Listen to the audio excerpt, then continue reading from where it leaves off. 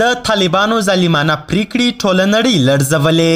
طالبانو د ښځینه محصلینو سره سره نارینه محصلین هم د پوهنتون له زده کړو څخه محروم کړل.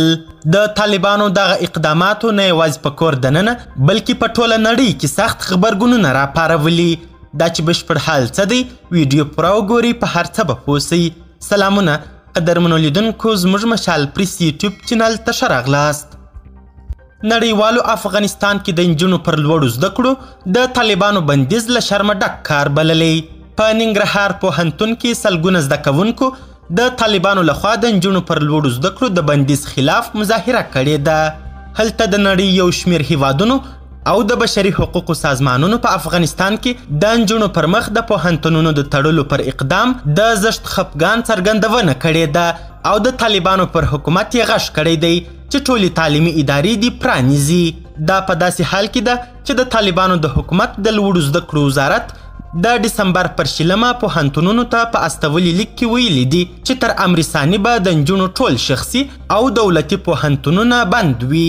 ننګرهار کې مظاهره د ننګرهار پوهنتون د طب پوهنځي سلګونه ښځینه او نارینه زده کوونکو د ډسمبر پر 21 د طب پوهنځي په ودانۍ کې ورټول سوي وه.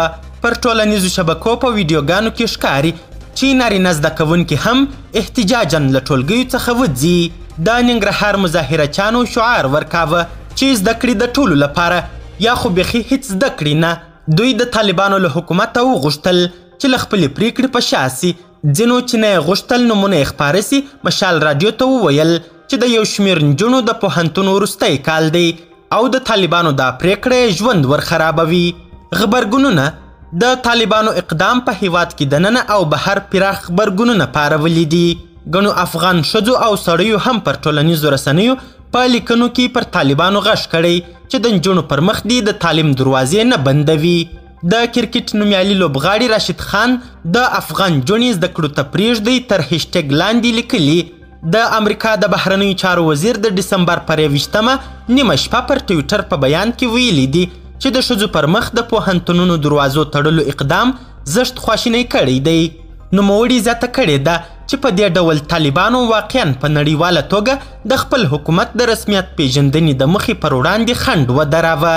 د پاکستان د بهرنیو چارو وزیر بلاول بوټو زرداری هم ویلي دي چې د طالبانو پریکړې خواشینی کړی دی، خو هغه په عین حال کې زیاتوي چې د دې ستونزو د حل لاره لا هم له طالبانو سره د رابطو په ساتلو کې ده. په نیویارک کې په ملګرو ملتونو کې د امریکا او برطانیې سفیرانو د افغانستان په اړه د امنیتي شورا په غونډه کې په افغانستان کې د ښځو د حقونو سرغړونو او د هغوی د ازادیو محدودولو اقدامات وغندل.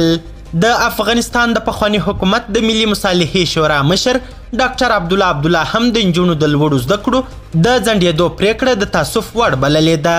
نوموړي پر خپل فیسبوک پاڼه لیکلي چې د نجونو پر مخ د زده کړو بندېدو د پریکړې په اړه دې له سره کتنه وسي.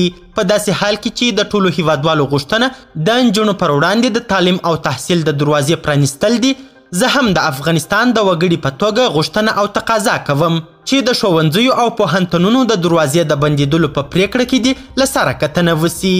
د پوهنتون استادانو هم د نجونو د تعلیم د ممنوعیت په اعتراض کې استعفاوې وکړې. د کابل پوهنتون د ریاضیاتو پوهنځي استاد ډاکټر پوهنیار عبیدالله وردګ د طالبانو د پریکړې په غبرګون کې د استعفا د اعلانولو ترڅنګ ویلي د حاکم رژیم له لوري د ښځینه محصلانو پر وړاندې د پوهنتونونو د دروازو تړلو د لوی الله جل جلاله له لوري دوی ته د ورکړل سوي حق څخه په منکرېدو او د نبي کریم صلی الله علیه وسلم د ارشاداتو خلاف د نجونو د تعلیم او تحصیل مخنیوي د تعلیم او تحصیل اړوند د ټول افغان مسلمان ملت غوښتنې ته د منفي ځواب له امله د اعتراض په ډول نه غواړم چې د رژیم په داسې پوهنتون کې تدریس ته دوام ورکړم چې نجونې ته پکې د زده کړو اجازه نه وي. قدرمنو لیدونکو، نړۍ مننه چې ویډیو مو تر اخري شیبو وکتل. د لا زیاتو او نورو لحظه پر لحظه خبري مطالبو لپاره زموږ همدغه مشال پریس یوټیوب چینل سبسکرایب کړئ. تر بیا او بلې ویډیو ښه وخت ښې چارې، د الله پامان.